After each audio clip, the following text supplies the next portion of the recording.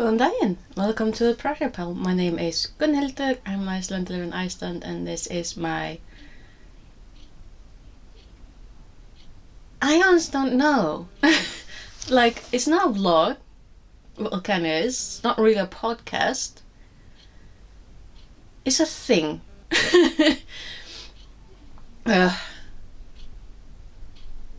Wait. Anyway, it's called the Project Pal because I have projects, they're in piles, and I just keep adding to them. I talk mainly about yarn, about knitting, about crocheting, anything fiber related, because that's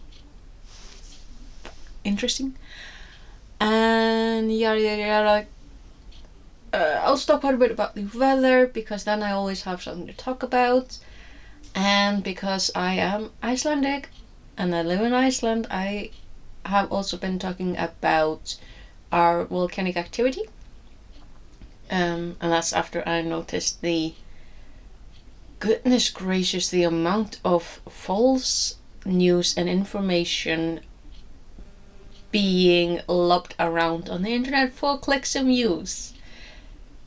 And yeah, I'm still feeling a little bit under the weather. Dang, I thought I was getting better when I started talking. Okay, so I haven't been here since I think the tail end of August. Because, goodness, well, tail end of August, there was an amount of tragedy that struck my community that I just had to emotionally deal with before I could, talk about it. And then the very weekend that I'm like, you know what, I can get back on and start talking about things, I got sick. So, and I've been sick for the past 2 weeks, because your girl finally caught COVID. And I say finally because my day job is the only grocery store in town. I was working throughout the entire pandemic at the register. I had to be among people with the pandemic going on, people getting sick, horrendously sick in some cases. We were very lucky with the pandemic, honestly, all things considered. My community at the time anyway. And yeah, because I got the I got vaccinated. That's such a weird word, vaccinated. And got the boosters.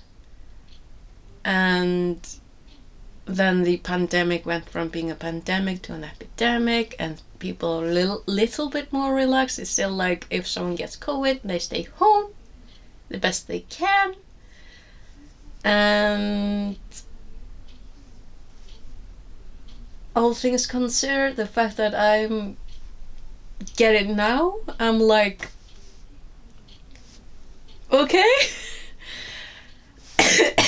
But yeah, I should probably ask someone to go pick up a test, actually, because yeah, I took a home test and it was very decisive, just straight away, like 2 lines, and I'm like, is it supposed to do that? And yeah, I do know that one of my sisters and her husband, they got COVID a while back, and they were stuck at home for 3 weeks with coughing and sore throat and that version of the thing. I haven't really had much coughing. A little bit. The first Sunday, I remember I was sneezing like nobody's business. I'm like very happy to be in my room with my window open and not isolated, but kind of isolated. Like that, you're not supposed to isolate anymore. But keeping to yourself is, like when you just with a cold or with the flu or something else. I mean, most of us do tend to like go a little to the side. But yeah, I've had fever and headache for like 2 weeks. So, not pleasant. Not pleasant. I don't really have much of a recollection of the days. I slept a lot. Like, that's what I do when I get a fever. I sleep. And honestly though, like, if my fever wasn't gonna, if I wasn't gonna get better, I was like, might have to go contact the a doctor. But luckily, I think I'm done. Yesterday was really, really good. Like, I could actually get out of bed in the morning, make my bed, get dressed, go do things. And I'm like, and I got hungry. I'm like, well, then I have to be getting better because I haven't really been hungry for the past weeks. But yeah. So I've just been like following instructions from the healthcare authorities. Like, there's a checklist, very handy. I love that. Just like, take try and take some medication that deals with fever. In my case, it was Paratabs. I've been swallowing more Paratabs and just painkillers for the past 2 weeks, more than I've done in the past years. I never take medication when I'm sick. So I was sick this time around. I'm like, I was also trying to do my best to drink a lot of water, getting a lot of liquid in. And then the only thing that I really had any appetite for was chips. And that's another clue that I'm sick, because when I'm sick, I want chips. I want one particular type of Icelandic energy drink. Otherwise, I don't really want to see it. Like, I don't want snacks. I don't want energy drink. None of the sort, unless I'm sick. And I sleep a lot. But I'm hoping that I'll be good enough to go to work tomorrow, because goodness gracious, I just want to get out.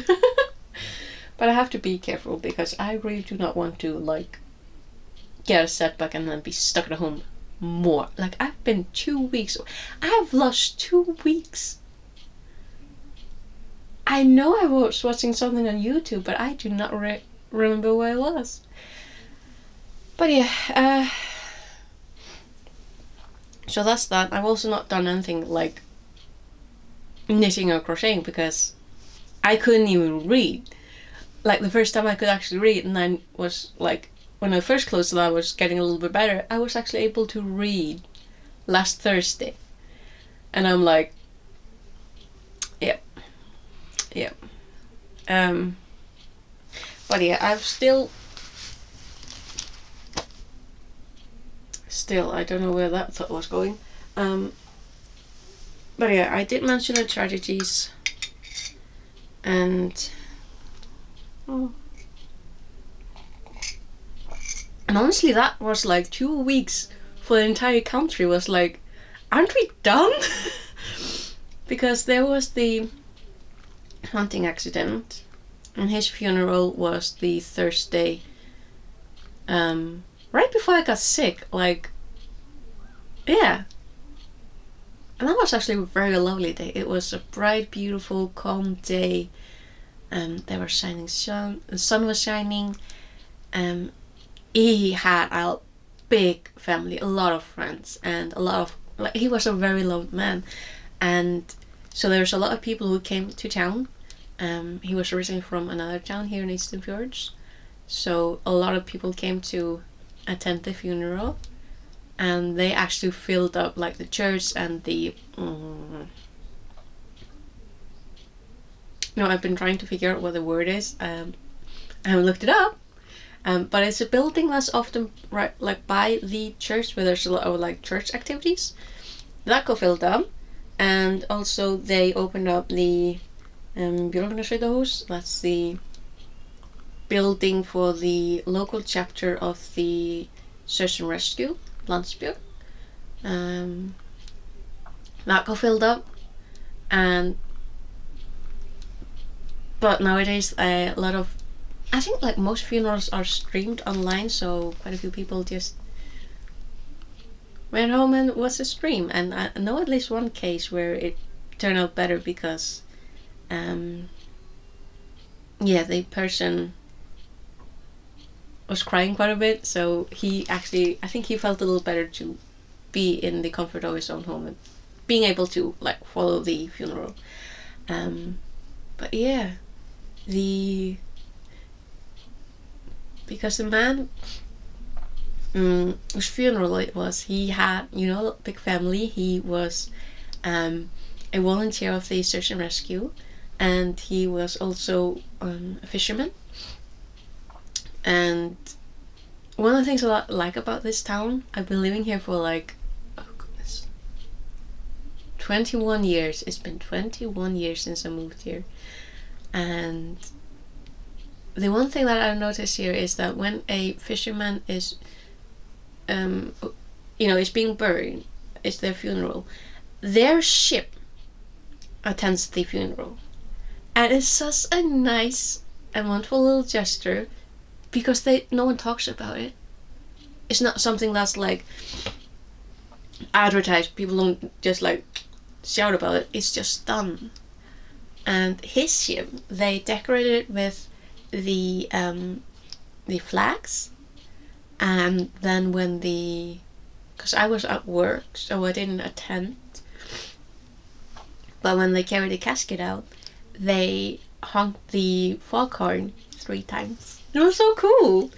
And also because he was the part of the search and rescue, their little boat also attending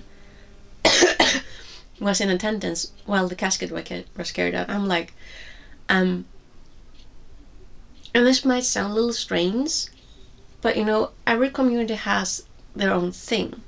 And mine, I've grown up in like fishing communities, and in my opinion, which is something that I share with a lot of other people, ships have souls. And for a ship to be able to attend their people's funeral, it matters. And also, the descriptions that I got, like his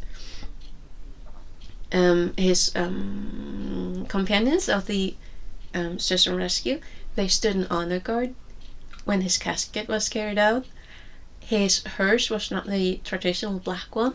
He was a Rolls Royce guy, like the old Rolls Royce, and he had 2 of them.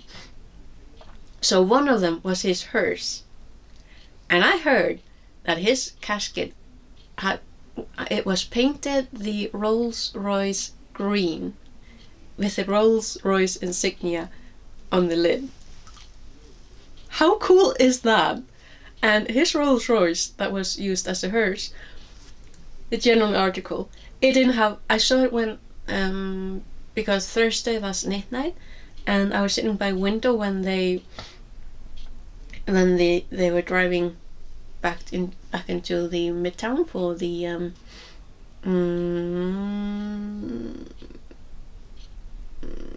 I don't know the English word, but it's when people who have been in attendance go and have like a little sit down, little get together with some cake and coffee and have a little chat and a catch up. And another word, I just can't remember it. So I saw the car when they were driving it back from the graveyard, and it didn't even have a back door. There was a white string, just a white string in the back. I'm like, that's real, that's genuine. Oh. And also I heard that his widow had contacted his friends and asked them to stand as like honor guard at the graveyard, which they did, and they wore like just classic lopapeysa and Icelandic woolen sweaters because that was his style. Rolls Royce local pizza. So cool. So I'm happy that the funeral went very well, and there was a lot of attendance, and the town was obviously a little quiet at the time as well, because it was that funeral, and then there's at the time we didn't know when the elderly couple would be brought to their final piece. And yeah, that was actually last Monday. It wasn't near last nice weather. I do remember that. I remember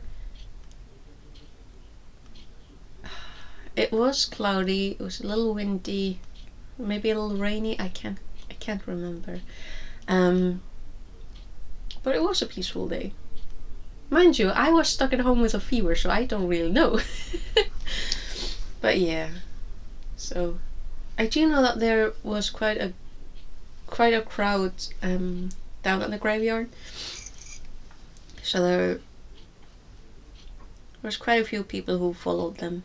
So I'm thankful for that. Maybe I'll hear some more in the coming days. Maybe. The culprit is still in custody, thankfully. But I don't know. Because there aren't really that many, honestly, options or resources for people with that severe amount of mental illness. And I don't have a clue how that's gonna go, because, well, the system failed big time. Very big time. It cost us 2 people, so. And then, like, this isn't even a project, pal. Like, I haven't been doing anything. I'm just talking about tragic things. And then, in the week before I got sick, there was a tragic accident. And honestly, a lot of us thought that you weren't allowed to go into ice caves in the glaciers in the summertime, because it's summertime. You can't trust the ice. The ice is ice. It's gonna melt. And unfortunately, it turns out there was an allowance, and still is an allowance, for travel companies to take tourists up to the glaciers into the ice caves. Like, yeah, it's gonna look cool, and for the most part they seem to have been fairly safe, but it wasn't safe enough because there was a tragic accident. An ice wall broke and fell and landed on tourists.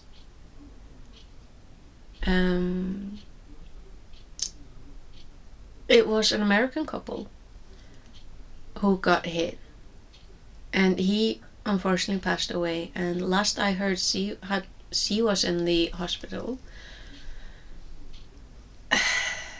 Most people are just shocked that you were allowed to go into the ice caves in the summertime, because literally in the news there were news of ice melts, so it's like, feels very, very irresponsible.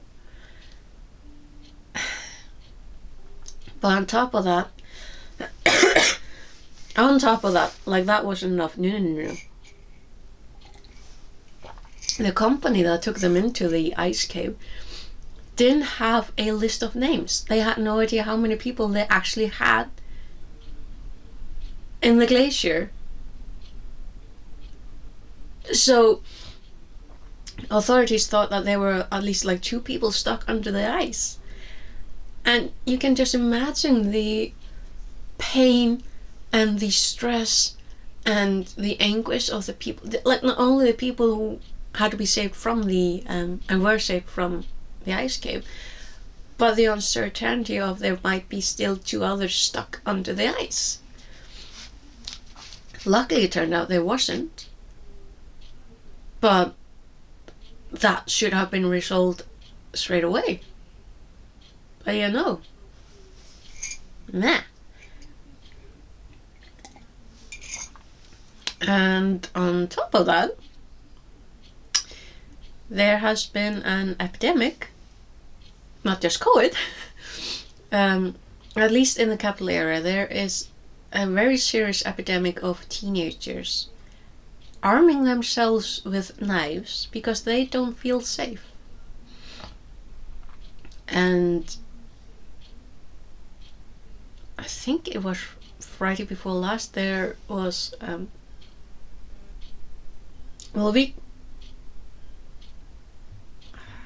some point there was Menningarnótt in Reykjavik. So Menningarnótt is culture night, and of course it's stressed out a little bit.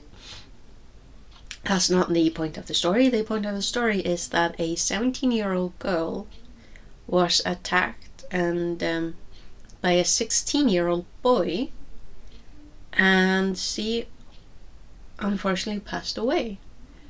And I'm trying to remember, I think there were like 2 others who were attacked as well. Don't really know why. There might have been some disagreement, a pursuit. Maybe the boy thought there was a threat, because that's usually how that goes, unfortunately.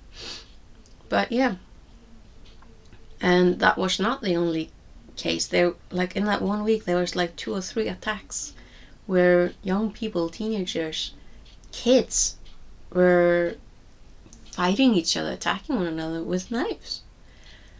So that's something that Islamic society has to now deal with and figure out the root cause.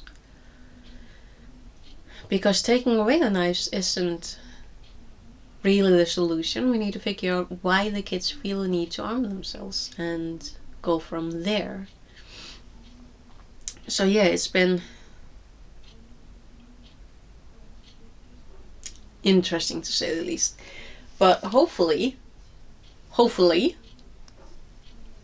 that's past us, I hope.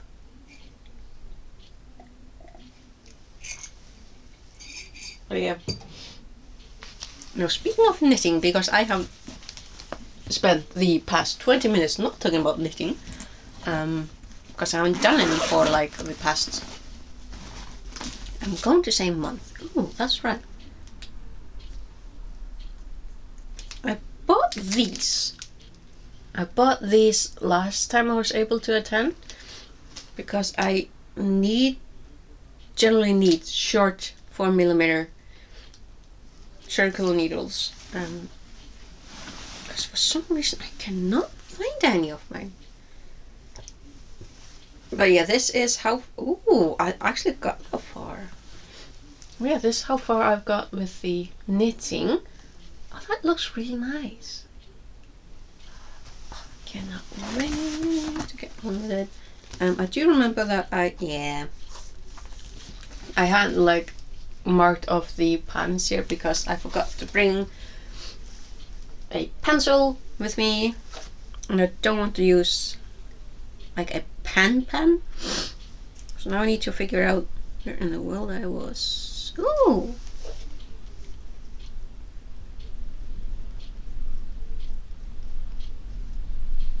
Oh, nice! Nice. I was actually on the 15th.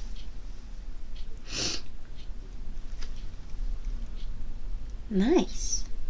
So now I know where I'm at. That's good news.